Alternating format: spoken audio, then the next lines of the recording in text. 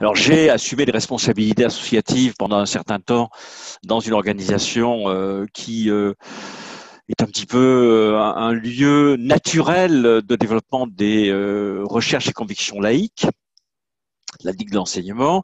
Et par ailleurs, je continue d'assurer des fonctions d'enseignement avec en particulier un cours qui s'intitule Religion et société, les deux termes étant au pluriel, et où effectivement je croise assez régulièrement à la fois les questions qui aujourd'hui sont au cœur de, pour moi, l'insulte qui s'adresse aux prétendus islamo-gauchistes, et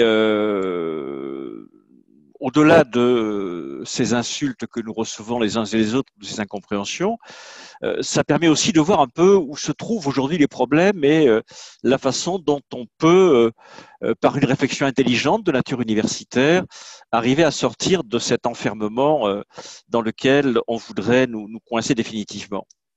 Alors, il y a quelques évidences d'abord. Qu'il y ait des criminels qui justifient les assassinats qu'ils commettent par une instrumentalisation d'une religion, c'est pas contestable, c'est une évidence. D'ailleurs, c'est une évidence actuelle, c'est une évidence qui a également laissé des traces dans l'histoire, et cela impose une application rigoureuse de la loi républicaine. Deuxième évidence, que la République et ses services publics aient déserté certains espaces sociaux, ce qui parfois conduit à doter la religion, et notamment la religion musulmane, d'une fonction identitaire. Oui, aussi, c'est vrai. Je pense qu'on n'oublie pas impunément la question sociale. Il y a, je ne voudrais pas reciter à nouveau Jaurès, mais il y a un lien indissoluble entre questions sociales et questions laïques. Ou plus précisément, il y a quelque chose qui lie de façon extrêmement étroite l'émancipation, la question de l'émancipation, le problème de l'émancipation et la question de l'égalisation des conditions.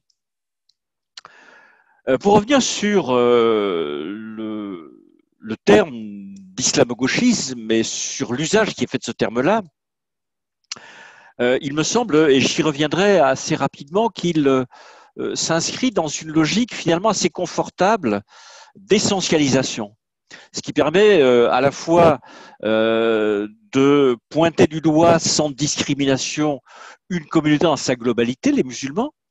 Il y a des musulmans, certes, mais la communauté musulmane n'a pas l'unité, l'uniformité que souhaitent lui attribuer ceux qui voient partout des islamo-gauchistes. Et au-delà de cette approche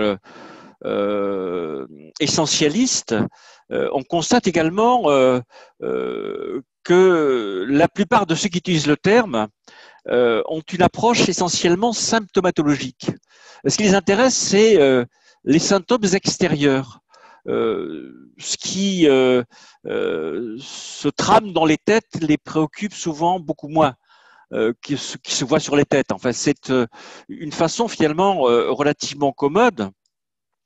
Et le terme d'islamo-gauchisme, si on essaie d'identifier les personnes qui l'utilisent, est souvent présenté par elle. Bon, je ne sais pas si notre ministre a la même attitude, je ne lui ferai pas ce reproche, mais pour beaucoup, on est en présence non pas simplement d'un jugement de valeur sur des recherches ou sur l'approche d'univers sociaux ou sociétaux, c'est oui, une insulte que l'on adresse à ceux qui seraient soupçonnables d'islamo-gauchistes, une sorte de raccourci verbal qui permet de cacher chez certains une vacuité de la pensée et qui surtout manifeste ou traduit une forme de mépris pour le peuple et pour l'intelligence. C'est un petit peu comme ces termes qu'on a un petit peu oubliés aujourd'hui, qui étaient en usage dans la période stalinienne, lorsque on qualifiait un tel ou un tel de vipère-lubrique, on retrouve à peu près le même usage du vocabulaire avec l'islamo-gauchisme. C'est aussi une commodité qui permet à un certain nombre de vagabonds de l'engagement dont on redoute que les renoncements successifs les amènent à quitter un de ces jours les frontières de la pensée républicaine. C'est une commodité qui permet donc à ces vagabonds de l'engagement, sans aller au-delà dans la réflexion, à pouvoir manifester des approches inavouables ou des proximités inavouables. Le cas de Manuel Valls est là quand même pour le démontrer aujourd'hui. L'incapacité à penser amène très souvent ces incertains de la pensée précisément à utiliser des termes qui leur permettent d'établir des proximités ou des ponts en s'affranchissant d'une véritable réflexion. Pour les individus ou les groupes d'individus qui stigmatisent l'islamo-gauchisme, la vision de la laïcité qui est la leur se limite finalement à une idéologie plutôt incertaine, faite de conformisme et de conformation, qui soit exclut ceux qui n'entreraient pas dans cette logique, et qui se double d'une stratégie d'interdiction qui permet d'invisibiliser tout ce qui dérange le regard. Ce qui explique que la laïcité soit devenue vestimentaire, qu'elle ait été également considérée comme alimentaire. En clair, il s'agit de montrer du doigt ce qui se voit tout autant que ce qui se pense. C'est davantage la présence physique de comportements considérés comme en rupture par rapport à ce que serait le pacte républicain, qui conduit à soupçonner ceux qui s'intéressent précisément à ces singularités, ceux qui défendent ces singularités, ceux qui défendent la liberté d'être différent. C'est cette réalité qui amène à la formalisation de ces logiques d'interdiction.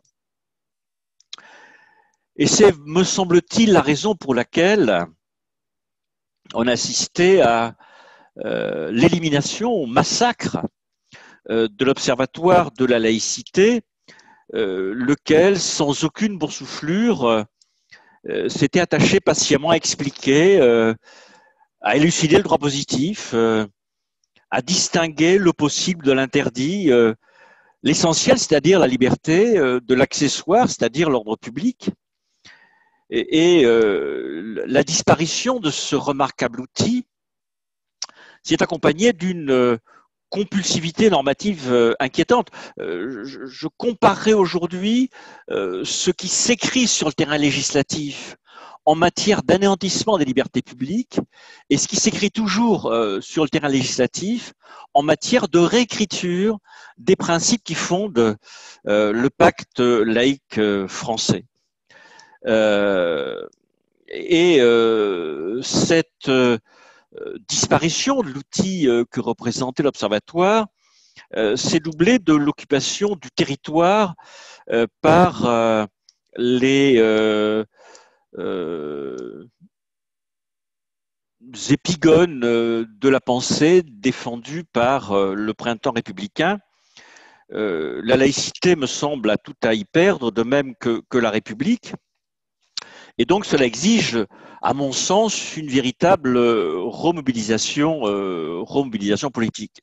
Alors, ça ne veut pas dire que le fait de laisser chacun la liberté absolue de croire ce qu'il a envie de croire interdise à qui que ce soit de pouvoir se livrer à des critiques argumentées des attitudes qui peuvent être considérées comme contraires au principe de progrès que peuvent véhiculer les religions. Disons que la critique de la religion va avec la liberté de pratiquer la religion.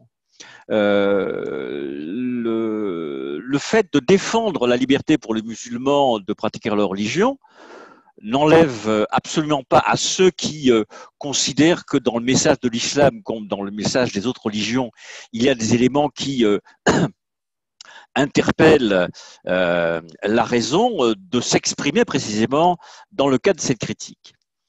Et je pense que le véritable danger actuellement, au-delà de ces formules un petit peu rapides, insultantes, comme le terme d'islamo-gauchisme, ce qui me paraît aujourd'hui inquiétant, c'est un phénomène progressif d'écrasement de la temporalité politique. On a évoqué le règne de l'instant, mais ce qui me paraît manifeste, c'est, en dépit des apparences, l'effondrement de la mémoire et l'effondrement du projet. Alors, on me dira l'effondrement de la mémoire. Non, il n'y a pas d'effondrement. Si, il y a un effondrement de la mémoire dans la mesure où la mémoire, la fonction de la mémoire, a perdu la plasticité qui était la sienne antérieurement. La mémoire aujourd'hui est quelque chose qui exige d'être codifié, d'être en quelque sorte posé comme un invariant. Et le projet lui-même se trouve soumis à des injonctions claires. Par exemple, aujourd'hui, il faut être universaliste. Toute idée de relativisation à la fois des savoirs et des principes est considérée comme une faute contre l'intelligence, une faute contre l'avenir.